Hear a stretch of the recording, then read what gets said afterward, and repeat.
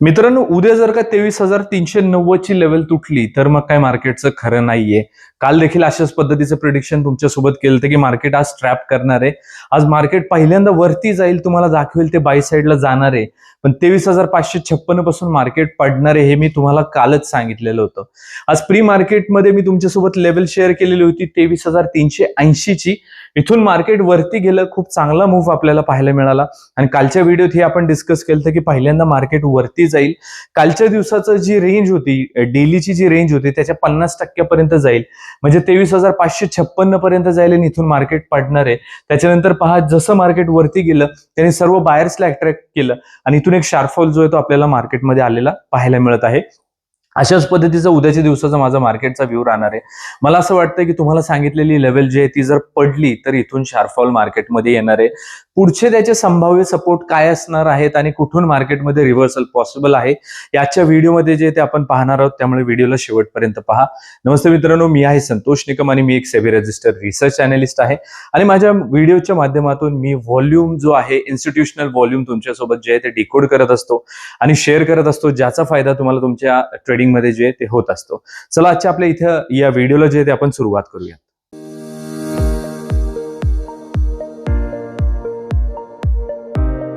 व्हिडिओला आपण सुरुवात करणार आहोत. उद्याचं काय माझं प्रेडिक्शन असणार आहे आणि काय लेवल्स असणार आहेत. मार्केट पडणार आहे असं मला वाटतंय मित्रांनो, परंतु ते जर का पडलं तर काय त्याचे सपोर्ट्स असणार आहेत आणि कुठून रिव्हर्सल असणार आहे ते आपण पाहणार आहोत. पण तत्पूर्वी एकदा आज मार्केटमध्ये काय झालंय, आज कशा पद्धतीचा व्हॉल्यूम आलाय हे आपल्याला पहिल्यांदा समजून घेणं गरजेचं राहणार आहे. त्याच्यामुळे उद्या आपला तो व्ह्यू का असणार आहे हे आपल्याला समजणार आहे. तर सर्वप्रथम तर कालच्या व्हिडिओमध्ये तुम्हाला मी शेअर केलं होतं मित्रांनो की मार्केटमध्ये एक शार्पफॉल जो आहे तो आलेला आहे. कालच्या दिवसाचा जो डे लो आहे, म्हणजे ही लेवल जी आहे, ह्या लेवलला एक ब्रेकडाऊन, फेक ब्रेकडाऊन आज आपल्याला येण्याची शक्यता वाटते आहे, जेणेकरून लोक जे आहेत, रिटेल ट्रेडर जे आहेत, ते सेलिंग मध्ये येऊन जातील आणि सेलमध्ये आल्यानंतर ना त्यांचे स्टॉप लॉसेस घेण्यासाठी जे आहे ते मार्केट असं वरच्या साईडला जाईल आणि कालच्या दिवसाची जी डेली रेंज होती त्याच्या 50% पर्यंत मार्केट जाईल आणि तिथून खालच्या साईडला येण्याची जास्त शक्यता आहे. म्हणजे त्याने सकाळी इथं सेलर्सला ट्रॅप केले आणि त्याच्यानंतर बायरचे स्टॉप लॉसेस जे आहे ते घेतले जातील. इथं पहा, 2 स्ट्रॉंग कॅन्डल्स आलेत. या पाहून निश्चितपणे बायर्सला असं वाटतं की कुठेतरी इथून मार्केट जे आहे ते वरच्या साईडला निघालेलं आहे. मार्केट बुलिश इथून जे आहे ते होणार आहे आणि एक्झॅक्टली आपण डिस्कस केलेल्या 23,556च्या लेवलपासून ते खाली पडलेले जे ते आपल्याला पाहायला मिळतं. याचाच अर्थ तंतोतंत आपल्या प्रिडिक्शन प्रमाणे मार्केटने जे ते आज रिॲक्ट केलेलं आपल्याला पाहायला मिळते. लेवल्स बद्दल जर बोलायचं झालं तर सकाळच्या सत्रामध्ये एकदम पिन पॉइंट आपल्या लेवल जे आहे ते राहिलेले आहेत. इथे एक चांगला स्ट्रॉंग रेजिस्टन्स क्रिएट झाला 23,440 ला आणि एक शार्पफॉल आपल्याला पाहायला मिळाला. आपण डिस्कस केलेली लेवल होती 23,273 ची. पिन पॉइंट इथे या लेवलला जे ते आपल्याला सपोर्ट पाहायला मिळाला आणि त्याच्यानंतर मार्केट वरती गेलं. आपण डिस्कस केल्याप्रमाणे सर्वांना बाय साईडला जाते असं दाखवण्यासाठी 50% जे आहे तिथपर्यंत रिट्रेसमेंट झाली आणि त्याच्यानंतर मार्केटमध्ये एक शार्प फॉल जो आहे तो आपल्याला इथं पाहायला मिळालेला आहे. बँक निफ्टीच्या जर का लेवल्स बद्दल बोलायचं झालं मित्रांनो, तर बँक निफ्टीच्या सुद्धा लेवल्स खूप पिन पॉइंट राहिलेले आहेत आजच्या आपल्या. पहा, जी लेवल मी तुमच्यासोबत शेअर केली ती 53,650 ची, एक शार्प फॉल इथून आलेला आपल्याला जो आहे तो पाहायला मिळतोय. पिन पॉइंट त्याने सपोर्ट क्रिएट केला आपल्या मॅजिकल लेवलला 53,230च्या आणि इथून एक चांगला बाउन्स बॅक पाहायला मिळाला आणि जशी निफ्टी पडली तशी बँक निफ्टी सुद्धा त्याच्या 50%चा एक रेजिस्टन्स जो आहे तो क्रिएट केला त्याने आणि तिथून एक शार्पफॉल आपल्याला बँक निफ्टीवरती सुद्धा आलेला पाहायला मिळतो. सर्वात महत्वाची गोष्ट म्हणजे बाकीच्या युट्यूबर सारखं मी तुमच्यासोबत अशा पद्धतीचे जे ते झोन दाखवत नाही की इथून जाऊ शकतो 100-150 पॉईंट मधून कुठेही रिव्हर्सल होऊ शकतो. माझ्या लेवल्स पहा मित्रांनो, एकदम पिन पॉइंट जे आहे त्या लेवल्स असतात. एक सिंगल नंबर असतो आणि त्या नंबर्स असतात आणि त्याला रेजिस्टन्स किंवा सपोर्ट घेऊन मार्केट जे आहे ते कसं रिॲक्ट करतंय हे तुम्ही स्वतः जे आहे इथं पाहिलेलं असणार आहे. आजच्या व्हिडिओमध्ये सुद्धा अशाच पद्धतीच्या लेवल्स मी तुमच्यासोबत जे आहे ते शेअर करणार आहे. आता पहिल्यांदा एकदा मार्केटचं स्ट्रक्चर काय आहे ते एकदा समजून घेऊयात आणि याच्यावरून आपल्याला अंदाज येईल. मार्केटचं स्ट्रक्चर समजून घेण्या अगोदर तुम्हाला एकदा सांगू इच्छितो मित्रांनो, आजच्या इंडिया विक्स बद्दल आपण बोलणं इथे जास्त गरजेचं राहणार आहे. आजची इंडिया विक्स परत एकदा 19-20च्या दरम्यान क्लोजिंग झालेली आहे. आज जसं मार्केट असं खालीवरती करत राहिले यालाच व्होलटाईल होणं मार्केट असं म्हणतात. उद्या देखील मार्केट जे ते व्होलटाईल राहणार आहे, परंतु तुमच्यासोबत जर माझ्या लेवल्स असतील तर तुम्हाला घाबरण्याचं कुठलंही कारण नाहीये. काल जसं आपण डिस्कस केलं तर खाली फेक ब्रेकआउट येईल, 50% पर्यंत मार्केट जाईल आणि परत खालच्या साईडला येण्याची जास्त शक्यता आहे. तो सेटअप झालेला आपल्याला पाहायला मिळतोय. आता त्या सेटअप नंतर पुढे मार्केटमध्ये काय होणार, तर इथे एक आपल्याला खालच्या साईडला सपोर्ट जो आहे तो पाहायला मिळतोय. त्याच्यामुळे मार्केट ऍटलिस्ट इथपर्यंत येण्याचा प्रयत्न करेल. ही जास्त इम्पॉर्टंट लेवल राहणार आहे आपल्यासाठी.